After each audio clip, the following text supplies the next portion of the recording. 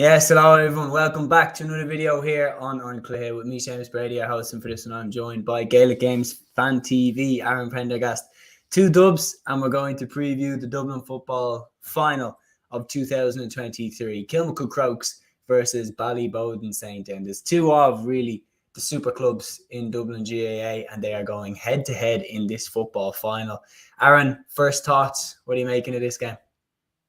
Yeah, hugely excited for it. Like it's gonna be a cracking game. Like I suppose it's rare enough that you get probably the 2 best teams in a county final. Like I know sometimes it does happen across the country in various different county championships, but undoubtedly, like this is the best 2 teams in Dublin. Like there's absolutely no mistake about it. I mean, Ballyboden have been in absolute flying form so far this year. I mean, they've beaten everyone comfortably. Colin Baskel's been in the form of his life. He's really carried in the form from playing with Dublin. Likes of Ryan O'Dwyer, Warren Egan, I think have been very impressive as well.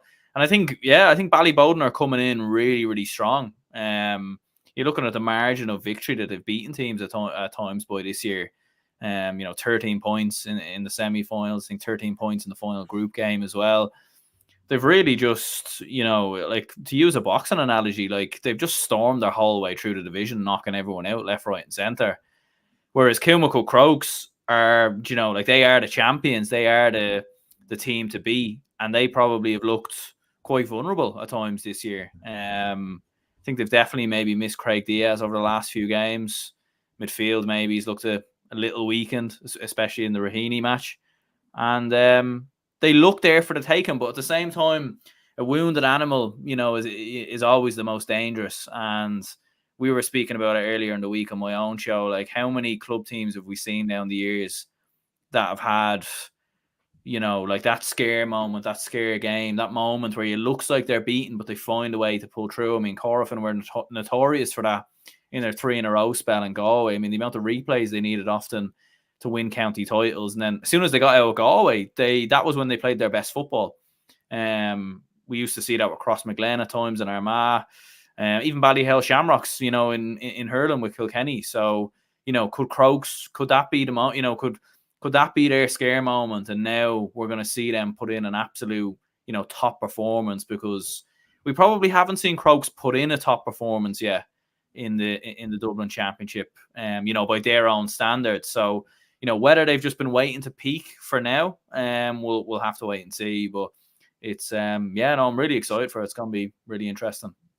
Yeah, it certainly is. And obviously I've been, privileged enough to do a bit of work with Dublin for the club championship this season, and this is one of my work. So I did the promo for the final. Let's just take a look at this and see how we're feeling about this one for the final. See if it gets us even more buzzing for it. Final weekend in the go-ahead Dublin Senior 1 Football Championship 2023. We have Kilmacud Crokes, the reigning Dublin and All-Ireland club champions, bidding to retain their titles.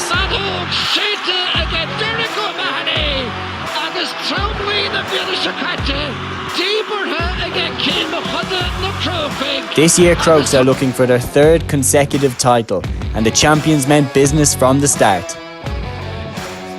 They topped their group, winning 3 from 3, and saw off Ballymun in the quarter-finals, before showing their mettle by battling past Raheny in a thrilling semi-final. In their way of a 3-in-a-row stands a familiar foe. The 4-time champions Ballyboden St. Enda's also mean business. They were perfect in their group, beating Castleknock and St. Jude's in the knockout stages to reach the final. Ballyboden are looking for their first Dublin title since 2019. This game is going to be an epic. Can Ballyboden stop Kilmacud making it 3 in a row? It all goes down this Sunday at 4 p.m. in Parnell Park. Get your tickets now at dublingaa.ie.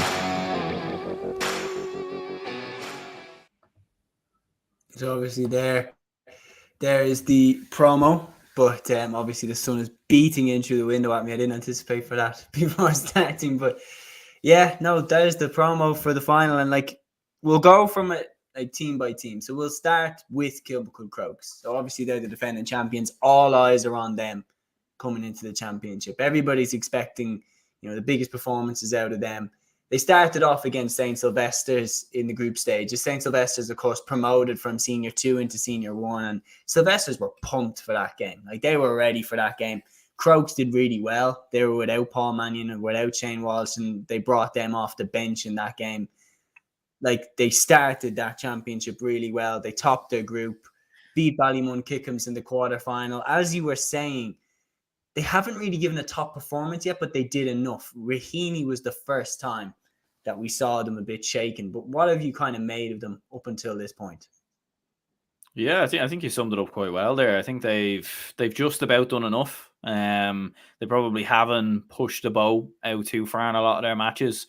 Whereas, I think when you watch Ballyboden, I think they've almost wanted to prove a point in a lot of their matches. They've been on the front foot, and they've been playing what seems like 100% of their engine throughout the entire championship. Whereas Crokes have sort of probably controlled games a lot more. They've kept the ball for longer. They've taken the sting out of opposition, and it's mainly just been about managing leads. Really, I think when they've gone 3, 4, 5 points up, I think it's just been about holding what you have, keeping the lead.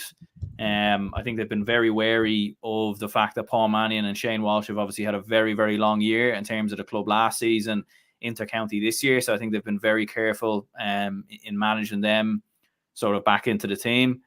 And even when you looked at the performance, say, for example, against Skerry's Harps, they always look like winning that game, in my opinion. They never once ever look like losing it, but it became a much closer game. And I think we're looking at Crokes, and in some ways, they're almost reminding me a bit of the Dublin inter-county side from what we saw this year, where Dublin at inter-county level, up until the All-Ireland quarterfinals, were looking fairly average. We weren't really looking that great.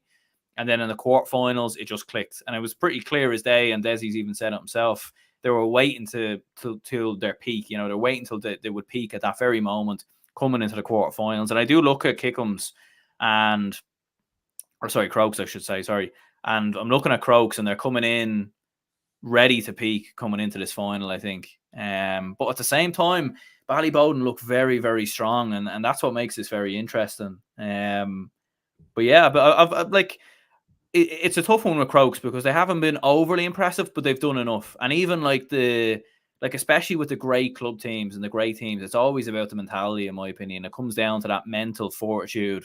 And I think that's something you would argue that Crokes definitely have in abundance, probably over Ballyboden. And the fact that they were able to come through that Raheny game, it might just stand to them. And that might have been the moment where that was the time to beat them.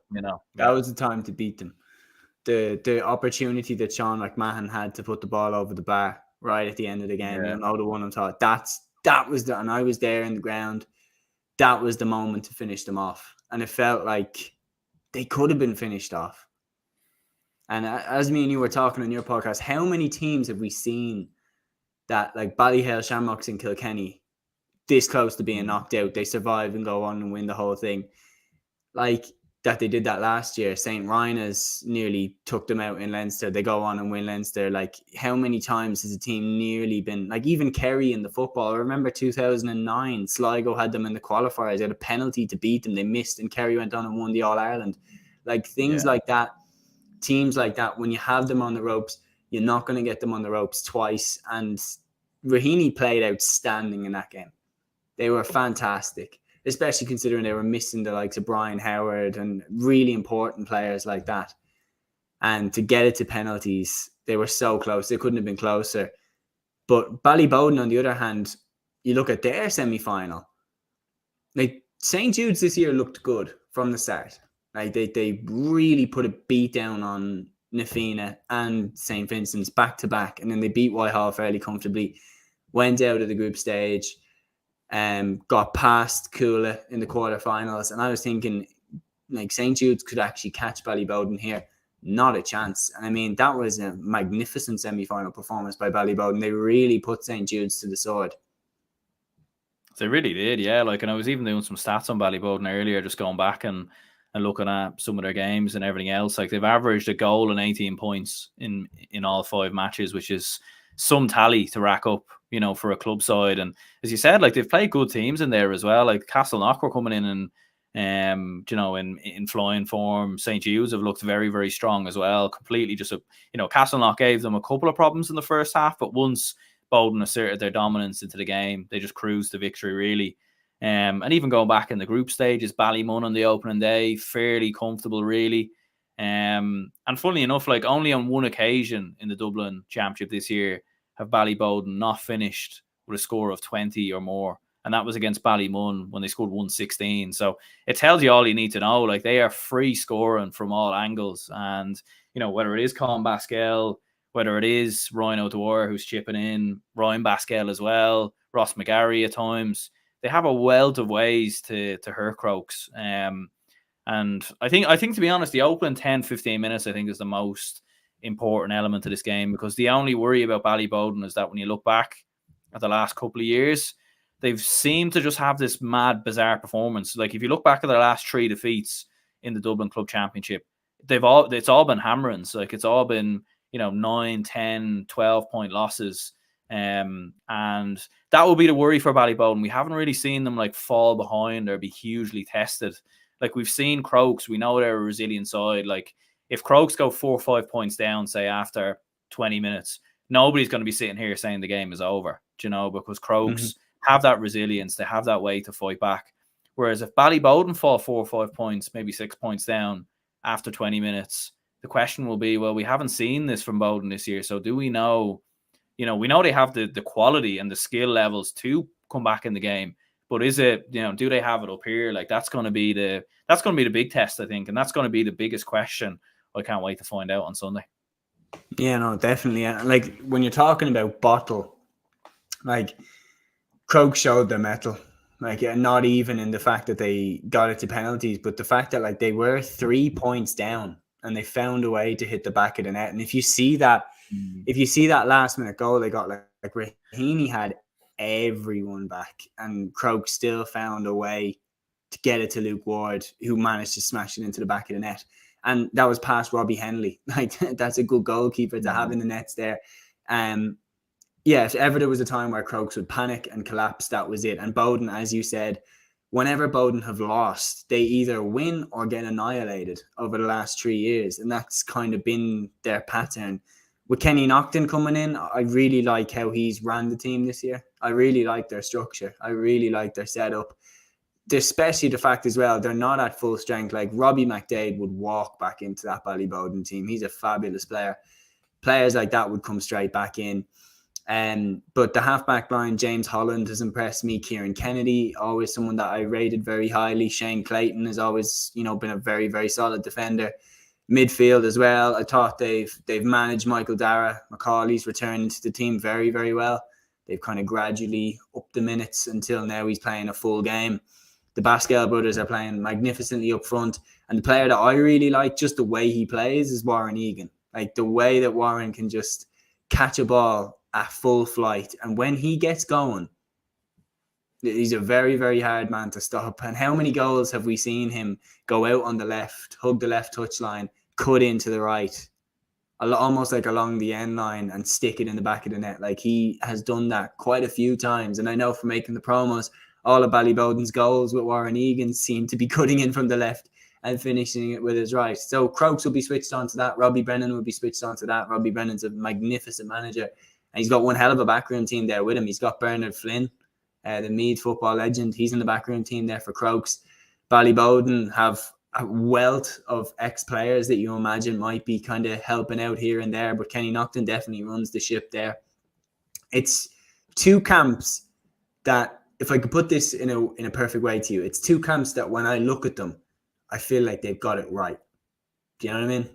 It's the right manager. It's the right setup. It's the right backroom team. It's the right personnel in the dressing rooms. Like they've handled each situation really well. Crokes, you're right. And here's the one question that I'll say about Crokes when we're talking about what is different from last season. Me and you were talking at the start of the year, and we were saying Crokes' defense was their calling card.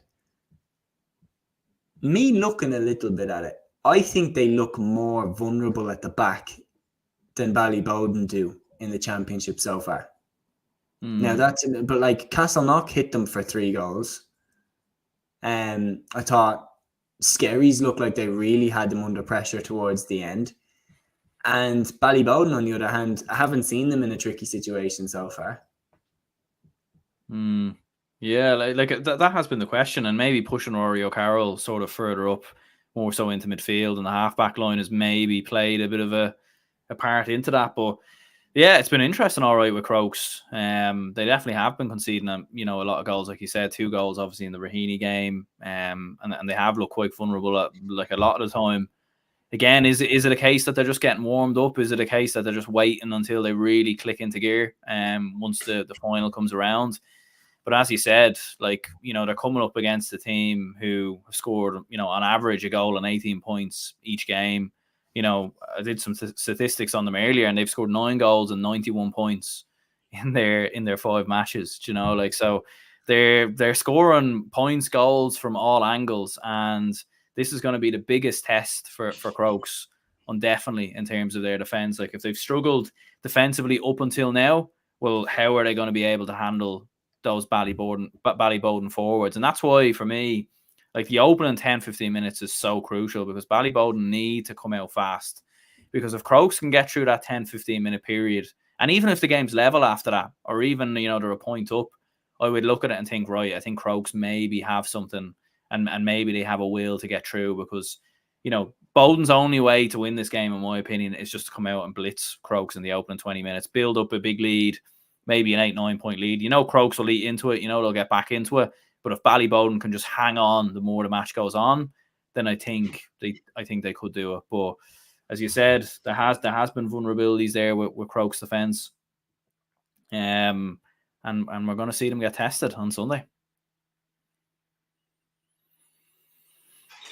Yeah, no, without doubt. And then the next difficult question, really, in terms of how do you answer this, is now Crokes have been very, very, very conservative with how they've used Shane Walsh. They've only used him when they've had to. And when the game went into the melting pot against Raheny, they sprung him from the bench.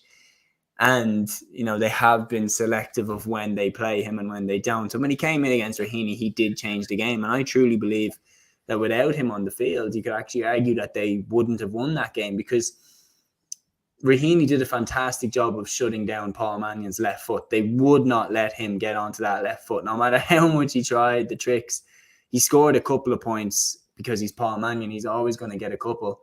But they held him very, very well, I felt, from watching the game. Shane Walsh is unbelievable, because Walsh comes in and all of a sudden things start happening. It's not even from Shane Walsh. Walsh will get the ball and their opponents will feel a need to double up, triple up on Shane Walsh, and that frees up other players. So while Walsh came in and maybe didn't shoot the lights out himself, he was setting up so many scoring opportunities. And for me, in this final, when you're talking about making a good start, for me, he has to start. Shane Walsh has to start this game. He hasn't played other games like for the full 70 minutes. But I agree with you. I think the first 15, 20 minutes are going to be so important, because I think if Bowden are going to win this, they do need to come out and blitz Crokes early.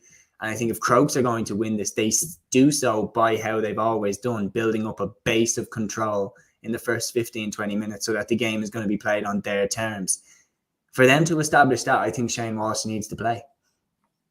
Yeah, I agree as well. Like, I think it's just been something of the fact that I think he had a very long season, obviously, last year, winning the All-Ireland with Kilmacud Crokes, and then obviously with Galway, we know how the championship is structured. There's a lot of matches there as well.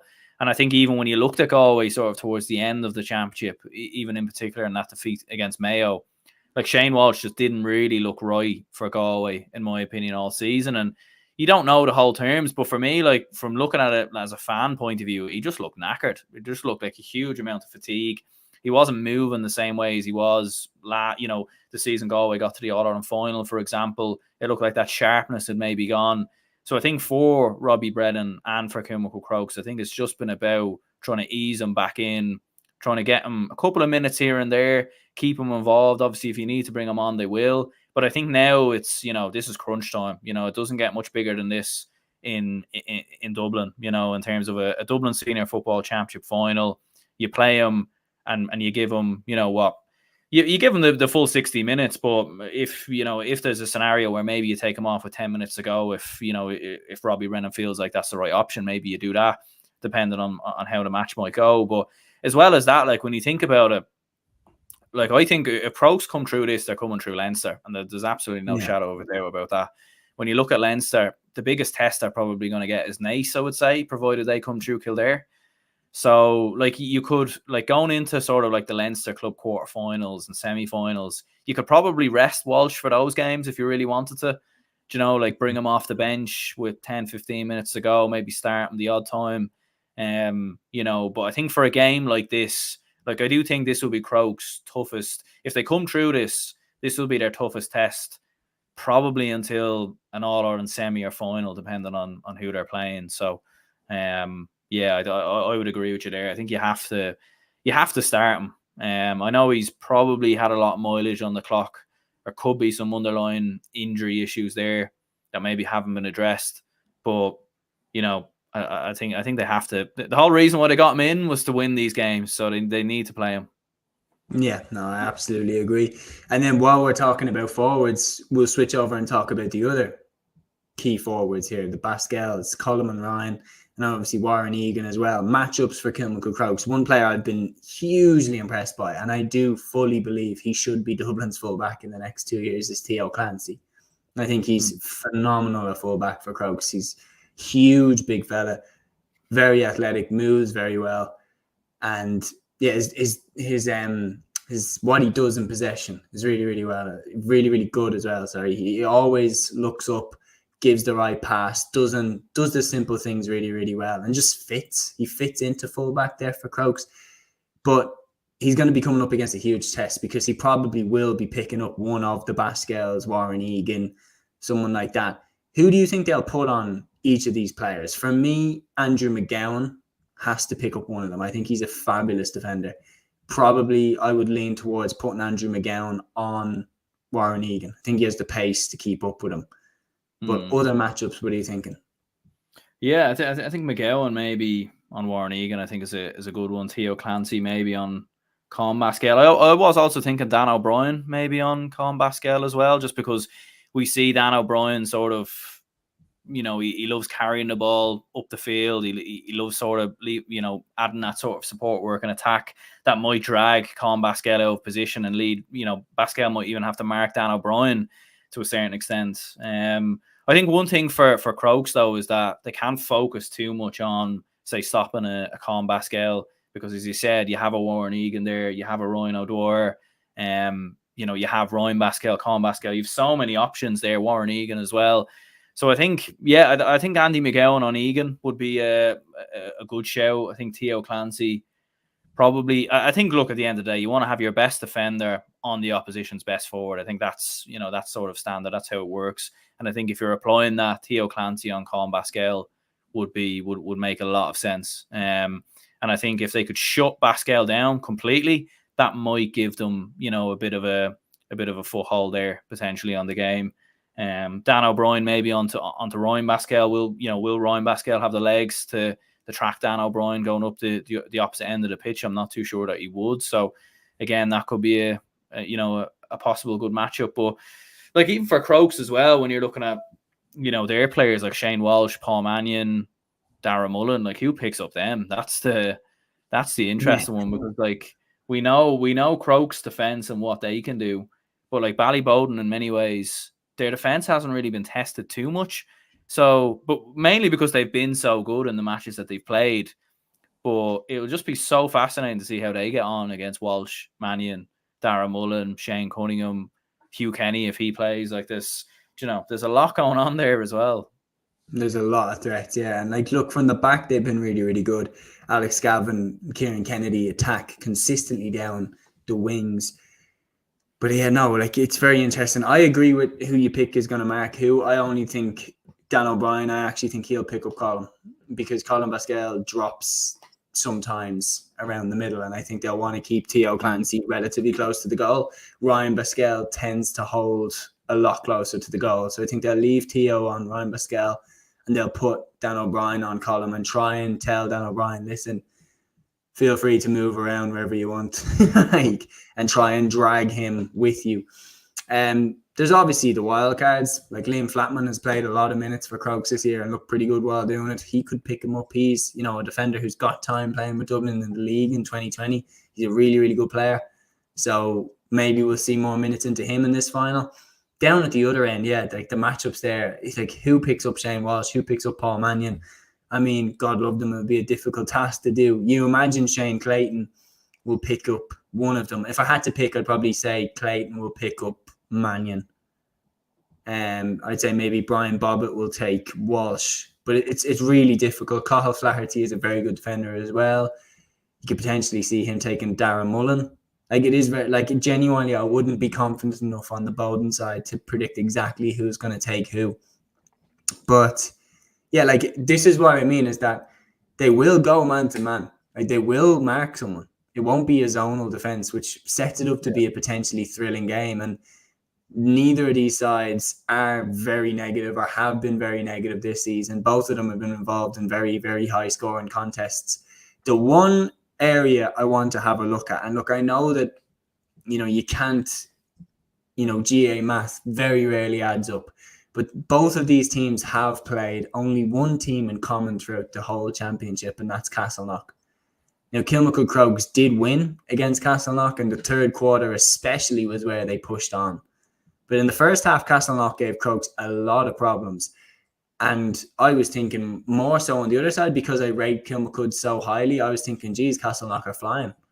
And then when you look at how Ballyboden just handled Castleknock in the quarterfinal, like, how do you think that reflects on both teams? The fact that they played Castleknock and how they got on? Or, as you say, do you think there's maybe an element of season management there with Crokes? Yeah, like it's hard to know because like Bowden are sort of a anomaly in some ways. I don't know if that's the right word, but like it's obviously new management. You know, you look at them this season and they've just brushed everyone aside. So it's hard to know actually how good they are. Like, and that's the thing, we won't really know until Sunday. You know, if they go out and they just absolutely blitz Crokes and beat them comfortably, we'll be like, wow, like this is some team. And then we'll look back at the whole championship in one perspective. And the perspective will be that they were a lot better than what we thought. Like I think if there was no Kilmacud Crokes and if they hadn't done what they done last year, and if they hadn't, you know, won 2 in a row, obviously on track to, you know, be the first Dublin team to win 3 in a row since the Fina in 2001, I think Ballyboden would be going in as favourites and they'd be what everyone's talking about and the hype would all be about them. But because Crokes are what Crokes are, and because we know that there's been so many occasions in the last 2 seasons where the goings got tough and they found an answer. They found a way. They found a will. They found a way.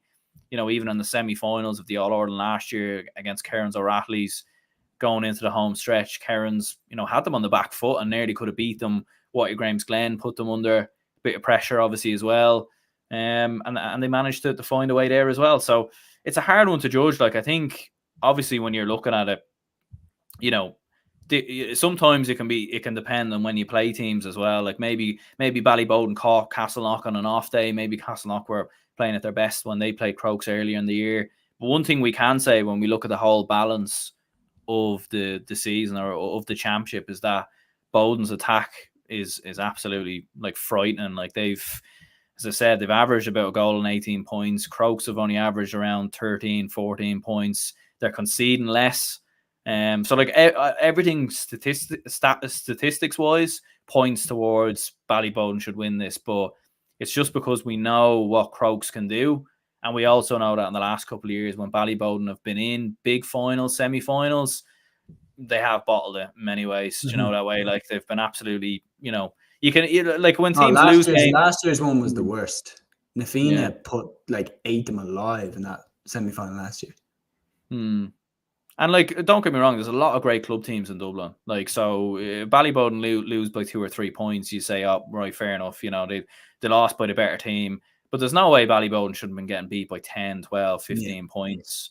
Do you know what I mean? Like, you wouldn't, and a lot of time you wouldn't even see those matches in group stages, even from teams who get relegated. So, yeah, like it's been a bit of an odd one, but you hope with new management and with how they've played, the form of Pascal, obviously, you know, carrying in from the from playing with Dublin. Michael Darragh Macaulay back to the side. The pieces of the puzzle seem to be coming together. Will it be enough to beat Crokes? That's gonna be the big one. Yeah, that's it. And like, I know me and you love a good UFC metaphor or boxing metaphor. It's like, for me, it's basically as if UFC had a dominant champion who won their last title defense by a split decision or something like that. And now you've got a contender coming up who's been knocking everyone out that people think maybe, just maybe, this one might be the one to overthrow them. And like with Crokes, so like, let's look at it through another lens here before we make a final decision. They reached the top of the mountain. They won the All-Ireland Club Championship last season. And I know that there was the whole controversy around it, should the game have been replayed. But the reality is, at the end of it all, their name was on the cup. And they have gone down as All-Ireland Club champions for 2022/23. They've done it. And we've seen, like, do you have the hunger to go again? Like, Ballyboden haven't won since 2015. They lost in the semi-final in 2019 to Kilmacud. 2019-2020, they lost that semi-final to Kilmacud. And you're wondering, like, do they have more hunger to go and win this? And the fact that they've seen Crokes now being lauded as this unbeatable, unbreakable team, and that's their biggest rivals, you would imagine, surely they'd love nothing more than to beat Crokes. And that's what I'm saying. Like, will Bowden have more hunger? But then, last point, they showed the hunger against Raheny. They did. Like, you know, like it came down to a kick of a ball though, and it's mad. Like, as you said, Raheny had so many players back, like they could have easily blocked it, and then, you know, we probably would have been saying, you know, we'd be talking about something completely different now. So I think Crokes have probably had a good element of fortune and luck that probably went their way, obviously with the penalty shootout as well. But as we know, all the best teams create their own luck. You know, like we've spoke about that earlier. Like, as much as it's about resilience, it's also about creating your own luck as well. And I think we have saw that from Kilmacud Crokes. So yeah, it is an interesting one. Like Bowden, you know, like they've played with freedom a lot of the time this year. They've played without pressure, and it'll be just interesting to see, you know, going into this game, if they do go behind, if they go 2-3 points behind, how do they respond? Because we haven't seen that this year in the championship. But as you said, like, yeah, you know, you do have to remember, and probably maybe a lot of people do forget, that Bowden were, you know, a dominant force in Dublin sort of in the late 2010s, and obviously getting through, you know, Leinster in 2019 and obviously losing to Kilmacud. So, you know, they've lost a few players maybe from that team, but they're not a million miles off that side. And, you know, like, they were in the final, the Dublin final in 2020, lost to Ballymun, semi-finals in the last 2 seasons, I think. So yeah, I'd look at, it's going to be really interesting. It really, really is. And could last year like have had an effect on Kilmacud Crokes? You know, could they be third? Could the legs have maybe caught up to them? Maybe, because, you know, you forget they were in the final the season before as well. So it's been 2 very, very long seasons. And maybe some of their, you know, players like Darragh Mullen and a few others maybe haven't looked as influential as, you know, last season. But again, is that a case of Kilmacud Crokes waiting for the right time, managing themselves? Let's see. But one thing I would say is, if Crokes do come through on Sunday, I think they win the All-Ireland. Oh, wow. Very interesting. Say they win the All-Ireland. Would you say the same thing about Ballyboden? No, I don't. I think they could win the All-Ireland, but I don't think it's, like, I wouldn't be as confident as Kilmacud Crokes, just because for Ballyboden, mentally getting over the line against Crokes would have took a huge amount out of them. I think they probably do get through Leinster, but you are looking at teams like Gramsglen, or Kilmacud, if they come through Ulster. You know, probably the Galway champions in Connacht Dingle are looking very good in Munster. So whether they get beyond the semi-final, I'm not too sure. But I just think Crokes, like, if they get through this game, they'll get through Leinster, and then they have the knack of their experienced veteran team playing in Croke Park. I know Bowden have as well, and many of the players have, but I think Crokes have been there, they've done it, they know how to come through these games. And there is also an aura about them as well.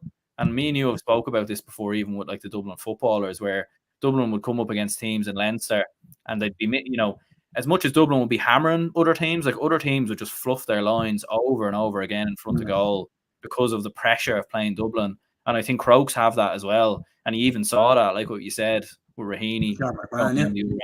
It was right there. The chance to win the game was right there. And it fell to a guy who is a Dublin inter-county player who played in the All-Ireland final against Kerry. And he didn't even shoot, let alone miss the shot. He didn't even pull the trigger. He went to hand it off to someone else. And that's the order that Crokes have. The chance that you have to beat them, you have to be ready to beat them. You have to be ready to take that leap. So it starts up here for Boden. Do you believe you are going to beat Crokes? Because if Boscail gets that chance, I believe he will pull the trigger without a moment's hesitation. If Ross McGarry gets that, I believe he pulls the trigger without a moment's hesitation. So I think Boden are ready for this. And like, I've tipped Crokes from the start. Like, I've tipped them from the very beginning. I thought they were one of the most complete club sides I've seen in Dublin in a long time. Like, in terms of how they function, not just on paper, but in terms of how they function. Like, one player drops out, another player comes in, and nothing changes. Crokes just have a system that overarches everything. But yeah, it's really hard. The more I talk about it, the more I can see Ballyboden winning. Like, I do genuinely believe that Ballyboden can win this game. But I am going to honour my first prediction. So it is prediction time. So, Dublin football final preview. We've done it, but now it's the prediction time. Kilmacud Crokes against Ballyboden St. Enders. I will start. I am going to stick with my pick from the very beginning that I'm going to go with Kilmacud Crokes to win this final, based off the fact that they showed their mettle. Once Raheny had them on the ropes and it was all there for them, they still found a way to hit the back of the net, and they still kept their nerve and slotted away all 5 penalties. That's championship mettle right there. And I think this game will go down to the wire, and they've shown a way to get over the line in big, big games. And I think it's going to take one hell of a performance by Ballyboden to beat them. I do think they could beat them, but I am going to go with Crokes to win. And I'm sensing you might be going elsewhere. Yeah, well, I suppose you spoke about going with Crokes from day one. Funnily enough, I went with Ballyboden from day one, pretty much, mainly just because I did have that sense that Crokes will be vulnerable this year. Now, I'm not going to lie, I didn't think, it would. I thought Ballyboden would be the team to sort of really ruffle their feathers in the way that Raheny did. It does it's weird because Ballyboden have been so good and Kilmacud Crokes have been vulnerable. You would think that I'd be more confident in that prediction, but actually, because of the fact that Crokes are still here and Ballyboden, we don't know like how they're going to respond when they go a goal down or they go 5-6 points down. But I do think their firepower is, it has been absolutely phenomenal this year. Crokes have looked very vulnerable defensively, and I think that opening 10-20 minutes, if Bowden can come out and play the football that we know that they can play, I think they'll do it. But it's it's going to really go down to the wire. Like, and I do have this feeling Bowden will come out flying. They'll probably miss a couple of big chances, a couple of big goal chances, but they'll go in about 6 points up, 5 points up at half time. It should be more. Crokes will eat into that lead, and then Bowden maybe will just about hang on. But again, there isn't really a result here that would surprise me. Like Ballyboden, if Ballyboden hammered Crokes, I would probably be surprised in the sense that Crokes are a lot better than that. Mm-hmm. But if Crokes came out and beat Ballyboden by 10 points, we'd be like, right, well, we saw that a year ago. It could be could go extra time. So yeah, we'll just have to wait and see. We'll have to wait and see. Well, that's it. I said I wouldn't be surprised at anything. I wouldn't be surprised if Crokes narrowly win, Bowden narrowly win. I wouldn't even be surprised if Crokes win comfortably. If Bowden hammer Crokes, I'll be stunned. But one thing we've seen down through the years in Dublin is when champions fall, they tend to fall hard. So we'll see. We'll see what happens. It's going to be one hell of a final, though. So I'm going with Crokes to win. You're nudging towards Bowden to win. It's going to be a cracker either way. Yeah, so anyone who watched, thank you very much for tuning into this stream. We will do a reaction to this as well, obviously. So keep an eye out for that. Keep an eye out for the final. Get your tickets on dublinga.ie. Thanks very much to Aaron for joining me here. And until the next one, guys, take care.